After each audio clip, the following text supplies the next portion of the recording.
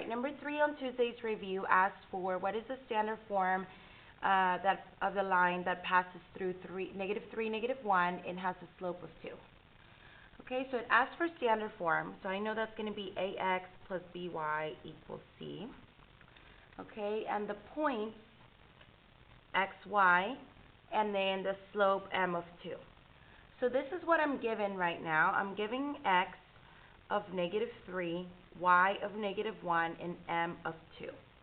So when I am giving a point and the slope, I'm going to use point-slope form. And remember, this is in your formula chart.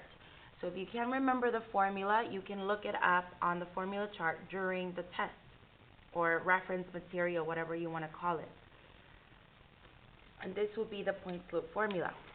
So from here, I have to replace these with these numbers.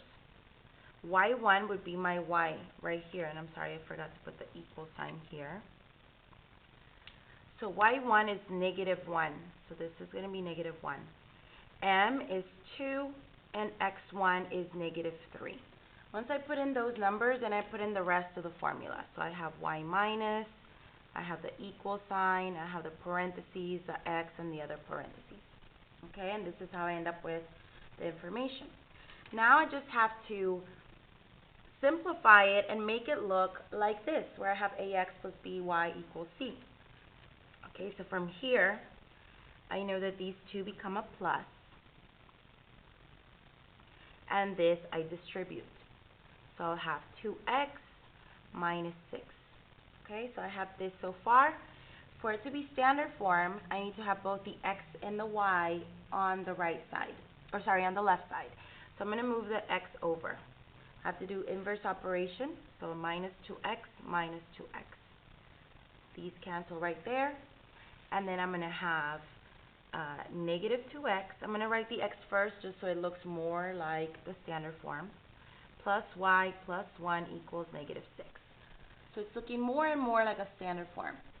I have to get all of the constants onto the right, so I need to move the plus 1 over. Okay, and I end up with negative 7 over here. This cancels out, and I have negative 2x plus y equals negative 7.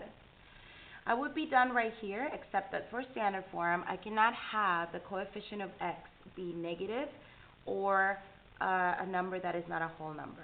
I do have a whole number, but it is a negative number, so I have to get rid of that negative. I can multiply both sides by negative 1, so I can get rid of that negative.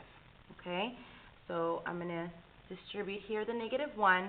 That effectively gets rid of the negative from here. Don't forget that the y also gets multiplied, so I would have minus y, and here it would be 7 positive. Okay, so essentially when you multiply by negative 1 on both sides, you switch the sign of every term. This one became a positive, that one became a negative, that one became a positive. That's what happens when you multiply by negative 1. So this would be the answer to this problem.